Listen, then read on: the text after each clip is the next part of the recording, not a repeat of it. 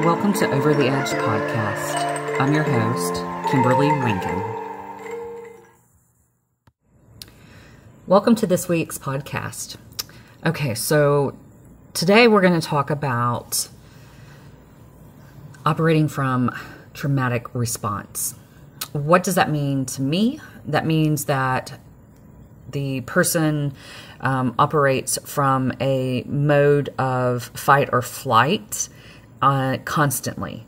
That means that they have this trauma or this really traumatic childhood or upbringing or even adulthood experience that creates this sense of urgency to everything. They have to respond in such an urgent fashion that it actually causes stress. And let me dive deeper into that. So I myself had this sobering realization that I operate from traumatic response. And what that means is everything has to be done right now. It has to be done in a perfectionist way. It has to be satisfactory to everyone involved. And quite frankly, it's exhausting. I found that my childhood has affected the way that I respond as an adult. My upbringing responds to the way that I respond to situations as an adult. My childhood was not the worst childhood. Let me go ahead and preface that, right? But my childhood was traumatic to a sense where I had two biological parents that would either triangulate us against, to use us as against one another, or they would, there was a lot of emotional abuse. There was a sense of, that we as the children were just kind of subservient to whatever emotion was going on in the household. So growing up, I always felt like I had to walk on eggshells and that I always had to create this sense of whatever I did, it needed to be right the first time. So there was a sense of, perfectionism. And unfortunately, I didn't realize that I've been doing this all my life until here recently. And it's the sense of I always have to be on point. I always have to have the correct answer. It causes a lot of anxiety, a lot of emotional distress and having to, quote, people please. And that is from operating from an emotional or traumatic response at a very young age that I've carried forward. So we're talking about this today because I want people to realize that there's nothing wrong with them. There's absolutely nothing. If you're listening to this today, there's absolutely nothing wrong with you. A lot of us suffer from anxiety and depression and this overwhelming sense of not being good enough or not being worthy. And a lot of that stems from the projections that others have placed upon us or the energy of, that we are trying to help others heal by doing the work for them, the energetic or the emotional work for them. And quite honestly, it's absolute bullshit. Everyone needs to be accountable for their own actions. For what energies that they place out into this universe and upon others, they should be accountable for. I could go into the whole, using examples of accountability, of the trauma and drama that, political leaders and public figures have placed upon us. But that is, I want to talk, I'm going to plate that. We'll save that for another conversation. Today, it's more about the emotional stem point of our childhood, and our upbringing, or events that have personally occurred to us. And this is to be totally separate from the idea of victimhood, okay? Because this is having the realization that we are not the victim, and it's about empowerment of getting you to understand that the things that have happened in our past, yes, may have shaped us to the people that we are today. However, it does not have to hinder us from having a greater future or from creating a beautiful life.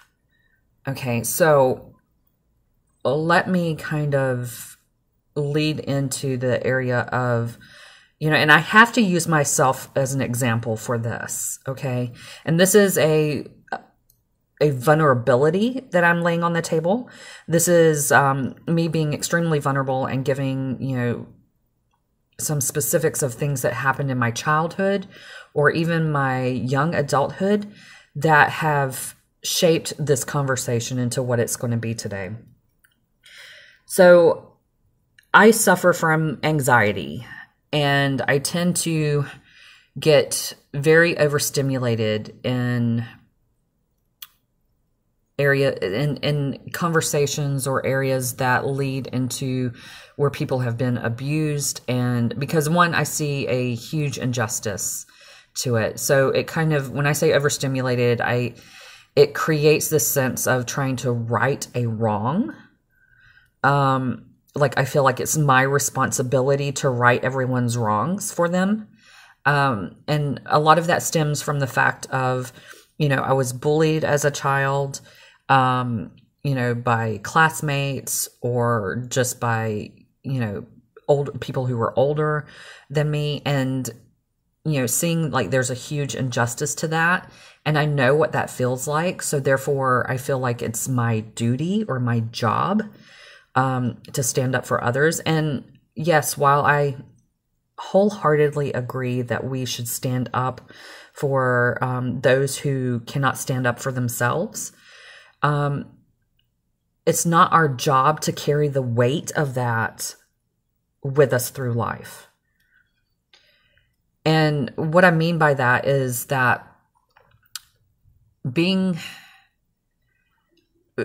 from the standpoint of operating from the traumatic response is that we tend to neglect ourselves and the energy of ourselves. Therefore, our health suffers, our emotional health, our physical health, just our well-being, because we're out fighting fires for others. And when I say fighting fires, that's not a literal sense of fighting, going out and fighting, structure fires.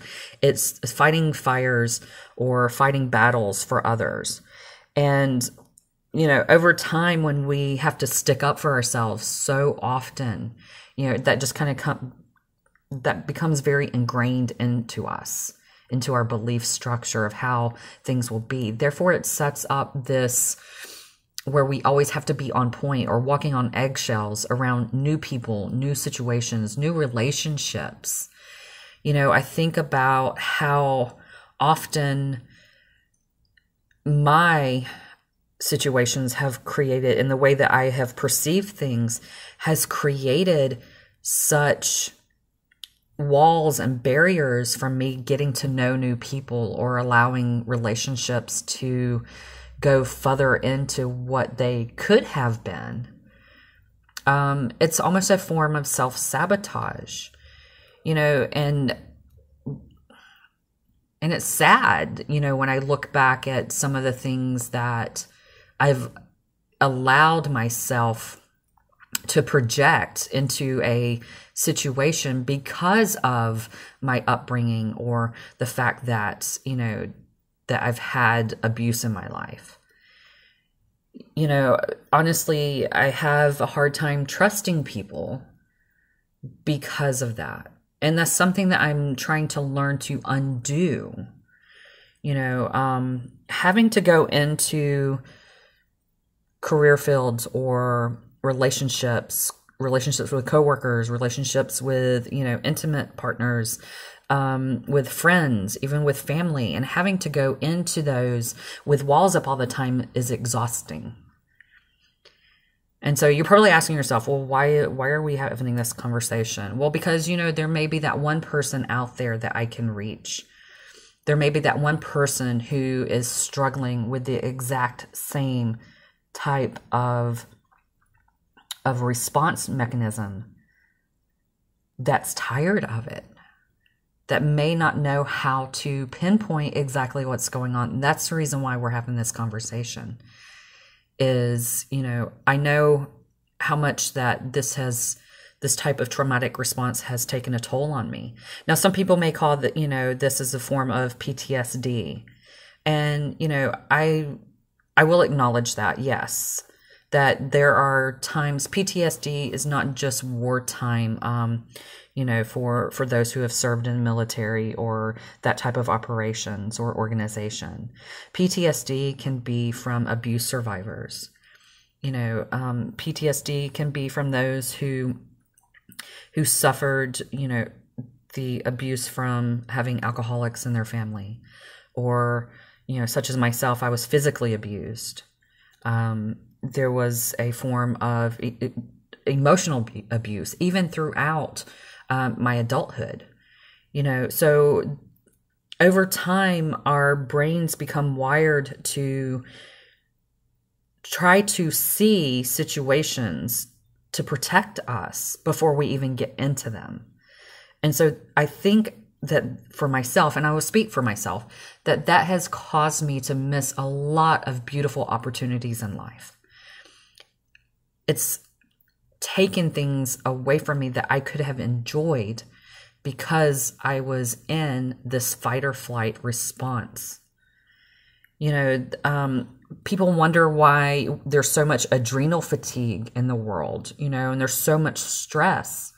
And it's because there are things, people, places in our environments that have created this fight or flight response in us to where we get stuck in always fight or flight. Like we could look at the whole political aspect of what's gone on, and how that has triggered so much fight or flight response in us, the traumatic response. And it's like, ultimately, the body wants to survive. So our bodies will do whatever it takes to survive until we choose that we are done surviving, and then we just allow ourselves to succumb to death. I don't believe that that's the way that this world should be. I don't believe that that's the way that humanity should be interacting in daily responses to life. It's a huge disservice to us, and to our spectrum of evolution. There's the sense of urgency. Everything has to be done today. Technology is a huge contributing factor to the declination of our bodies. There's those of you who may totally disagree with that. But then I just take a look at your phone. We carry these little computers in our hand on a daily basis, and there's constant notifications dinging off and, someone like this, and we're ingrained we have to immediately respond. Or if we don't respond, then there's something wrong. Or if if someone doesn't receive a response from something that we posted, that there's something wrong. That is a traumatic response mechanism being ingrained into society. And it's been this way for well over a decade, or maybe even more. And I look at that, and it's so draining. It just drains the fuck out of our energy, of how much attention we give to these little boxes of technology in our hand versus actually living life. Another example is I went on a trip to a state I'd never been, which is Utah. And it was earlier this year, and I went to see my sister, and it was absolutely breathtakingly beautiful. The landscape, the scenery, the energy of the place was absolutely beautiful. And my sister said to me, she goes, you know, you've been here for like 3 days and we haven't even taken a selfie. And my response was, well, it's so beautiful. I'm taking in the energy of the mountains, because this is the Rocky Mountains. I was taking in the energy of the mountains and just somewhere different than I hadn't been before. You know, and I look at how many times people, they go places, even, you know, to the airport, and their phone is out and they're recording everything, but they're not experiencing the joy and the magnificence of this beautiful planet and of the experience that their bodies are submersed in. It's all about posting and getting it on social media so that others can see what you're doing. It's almost like a form of having to always be acknowledged, of validation. And I take a look at all of this and I go, what the fuck have we become as a society? That everything has to be validated. And don't get me wrong. Yes, there are points that you want to capture memories. But what about those memories that you forsake because you're too busy recording or being caught up in, you know, big technology, that you totally forget to observe the energy and peace and space that you're currently in? It's traumatic response that we have to validate our fucking existence.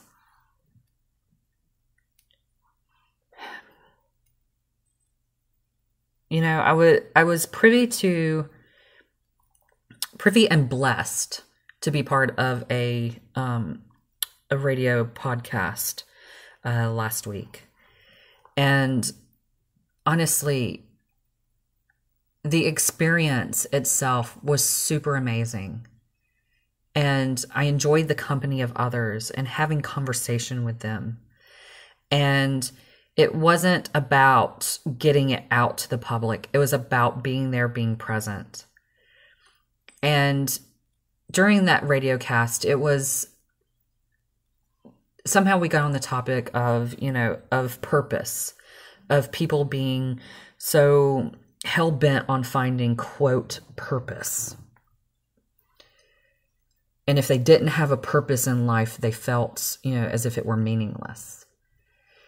And it struck me, our purpose is to exist. Our purpose is to live this life fully, passionately, and, you know, and to find the happiness in everything that we do, find the joy in all that we do.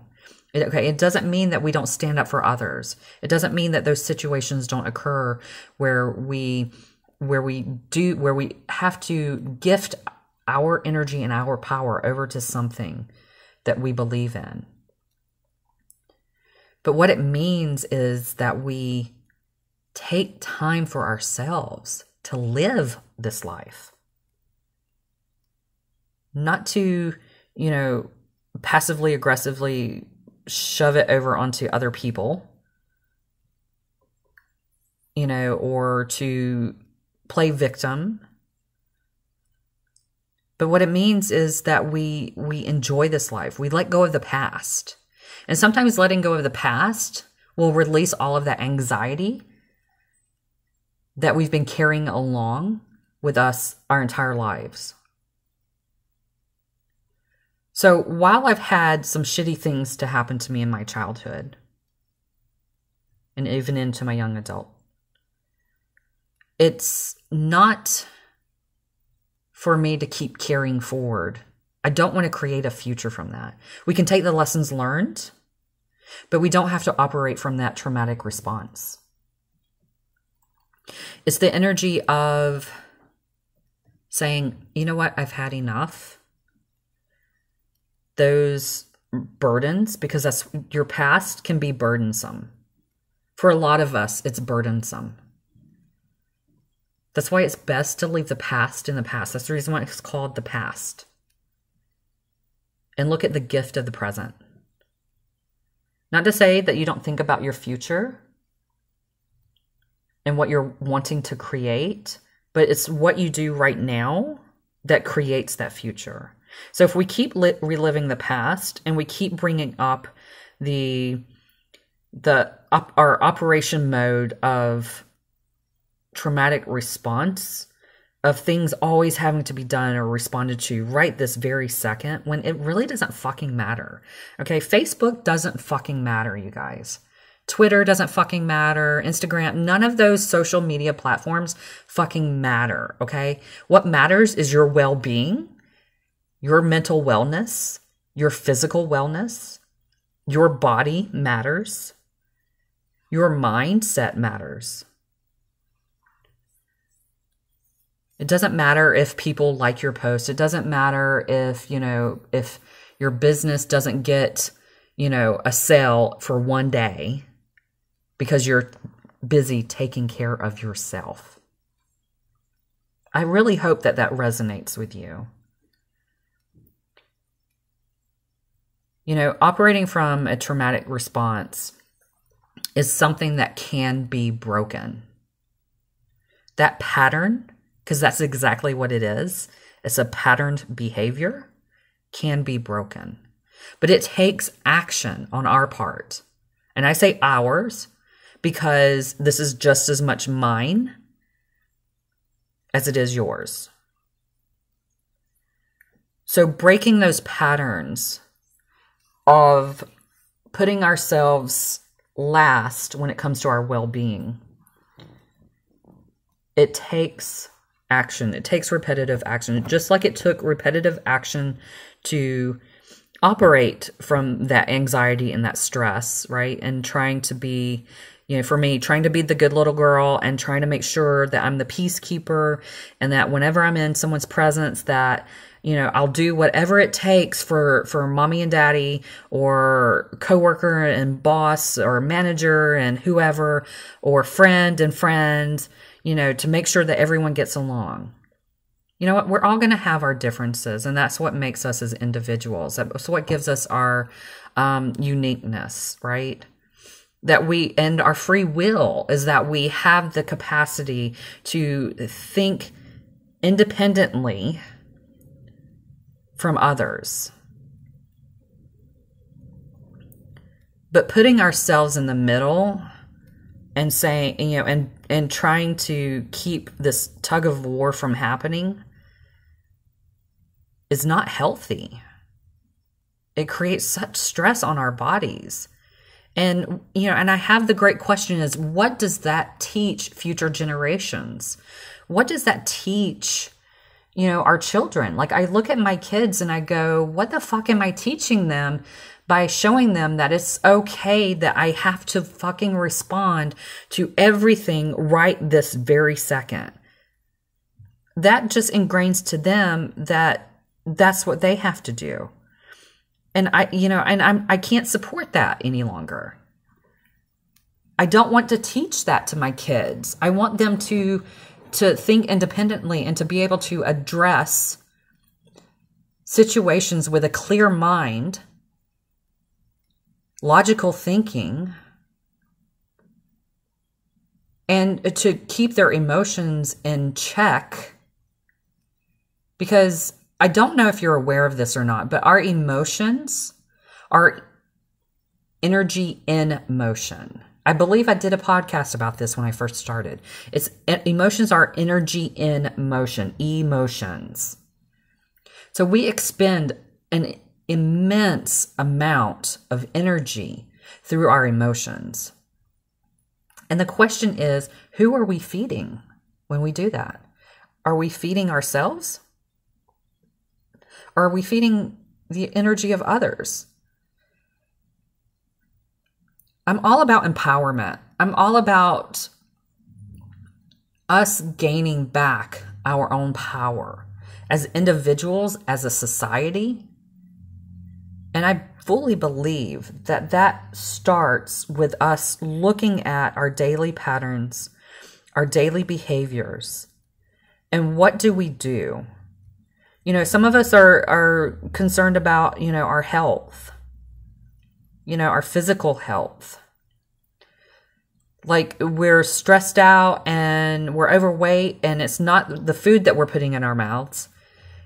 What if it's the energy that we're consuming, the energy of others, the weight of others that we're carrying around? What if it's the, you know, a lot of us are depressed or have really severe anxiety?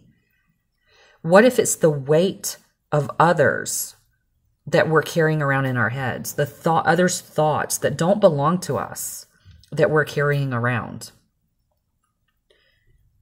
What if we could just let that go and start thinking for ourselves, start living for ourselves?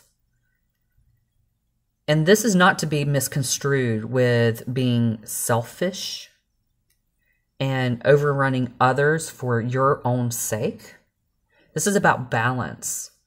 This is about having compassion for humanity and the evolution of humanity, as well as having compassion and balance for yourself. You know, the older I get, the more I start to realize balance. You know, there's this, you know, I worked in corporate America. It was all about trying to find that work-life balance. You know, like I've got to make money. I've got to make money for myself. I've got to make money for the company. And yet I'm giving away all of my time and efforts so much at work that when I get home, it's not balanced. And yet I was still trying. It was like a dog chasing its tail. I was trying to get get everything in balance and trying to figure shit out. And it caused me more stress. And it was finally under the realization of I have to let go of what is causing me stress. And you know what? It's not my home life. For me, it was corporate America. It was going to work for somewhere where I was constantly looking at a glass ceiling. And no matter what I did, there was going to be zero growth. So, you know, the definition of insanity is doing the same thing over and over again and expecting different results. You know, I had to break away from the insanity of it. And that includes the insanity of responding from and operating from traumatic response. It's allowing the space for you and me, the individuals, allowing the space for us to decide and to take action from what is correct and right and true for us. Now, let me say this. What's true and right for us may not be true and right for others. It's when you buy into others' truths that go against your truth. That's what causes dis-ease within your mental space and your body and your being. You know, I look at things so differently these days, especially with all of the things that are being revealed. You know, our world is being turned upside down. You know, what we thought was right and correct and the way of doing things is we're starting to see all of this corruption, all of this evil. I'm going to use the term evil being brought to surface. And I don't know about you, but that makes me question everything. It makes me question, you know, the societal structures that have been in place for decades. It makes me question authority. It makes me question myself and my own belief structures. And at the end of the day, we have to do what's right in our hearts. And I say our hearts because sometimes our head will mess with us. I mean, like, let me just be honest. Sometimes we get so stuck in our head in this thought, and then it just kind of, it's like this avalanche of downward spiral kind of energy, right? And we go into these what ifs. And that's for those of us who are caught up in that traumatic response. That when we get caught up in our heads, we tend to forget what's right, what feels right to our intuition, to our gut, what we truly know is right for us. And it's time for that to be brought to light. I'm a full believer about putting all of our shit on the table and dealing with it. Because that's the only way that you will actually get to the truth of who you are, is by putting everything on the table and going, okay, you know what? This right here doesn't serve me. This right here does. This energy and this belief structure, this serves me. This right here, it does not. And that's how you kind of decipher on what is actually going to help you grow as an individual and as a community, as if we just deal with our stuff. It's like all of that emotional baggage you've been carrying around. What if it's not yours? The only way you're going to know is if you actually question it. And asking questions is a great method of deciphering what belongs to you and what doesn't.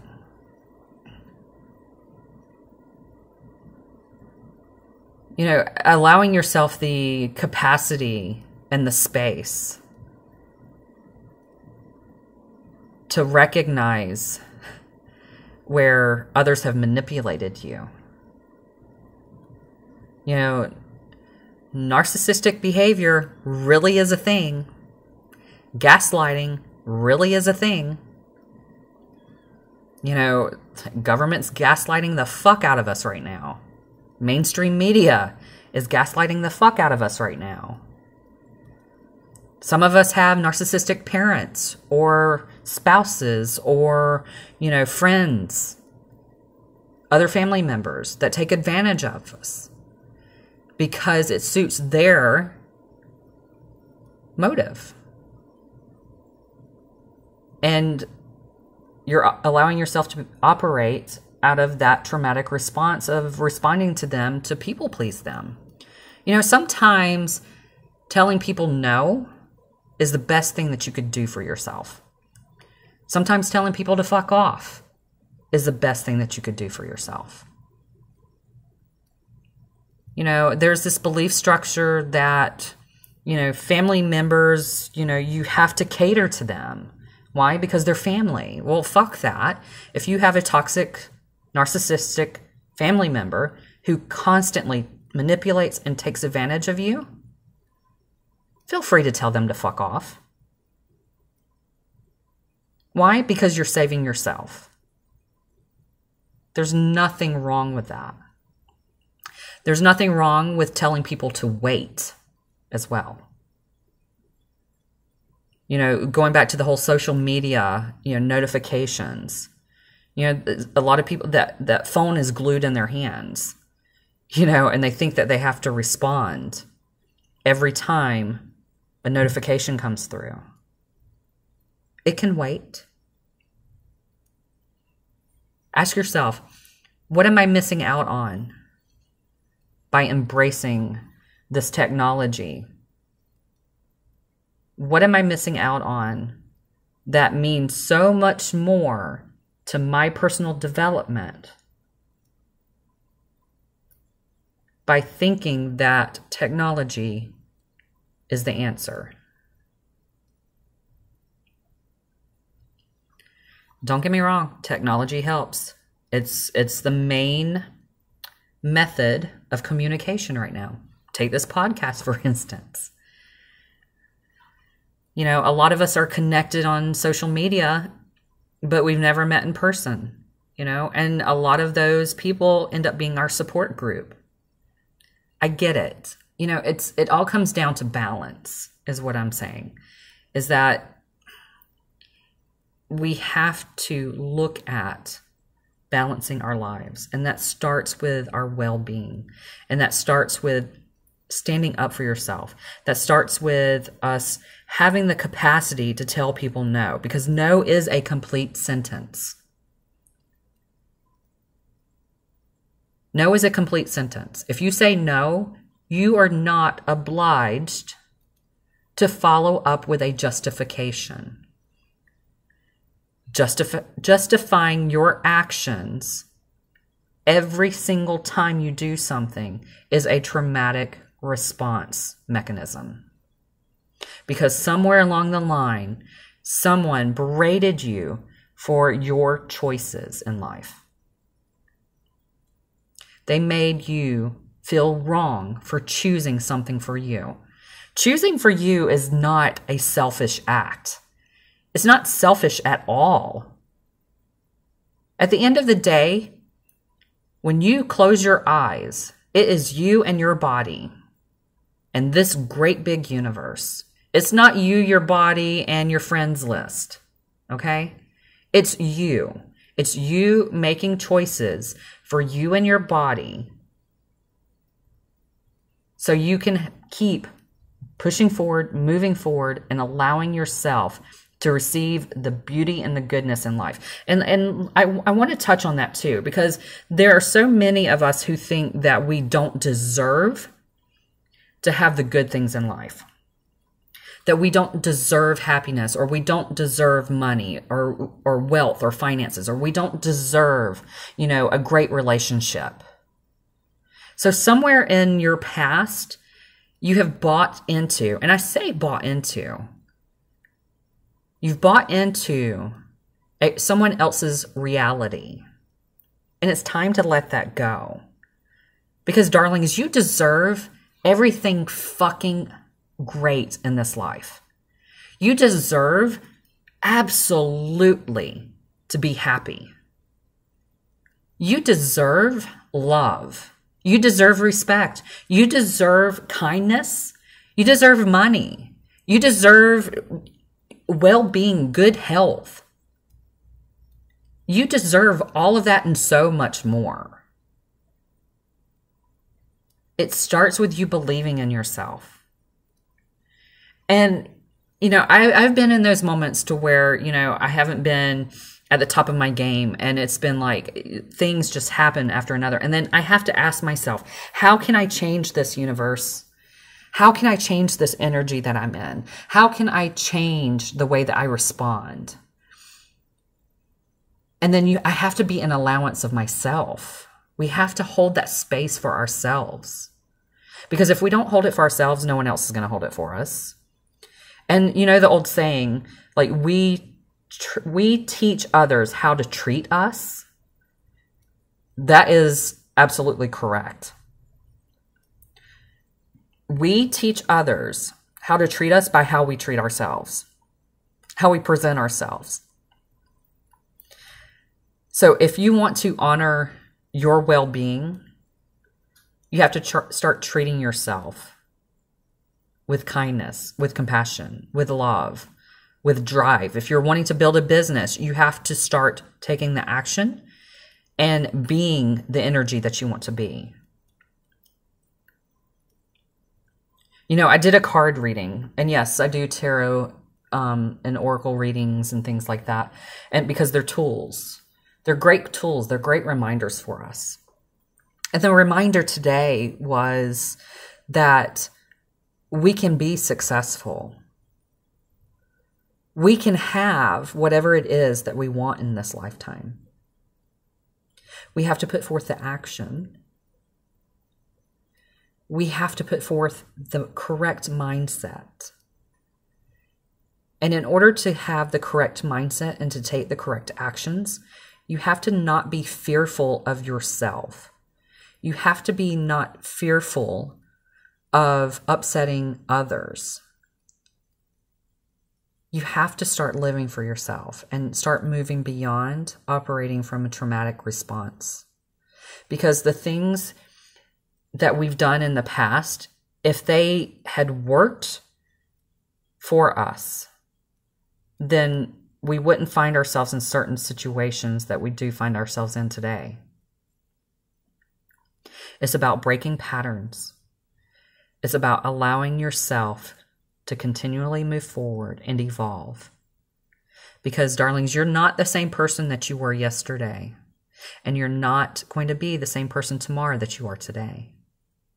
And that is a gift. That is evolution. And that is how you move forward. So I'm going to close on that note. I'm going to wish all of you a very successful, very happy life. May you be abundantly blessed. May you find joy in everything that you do. And may you not be afraid to tell someone no or to fuck off. So until next time, have a good one.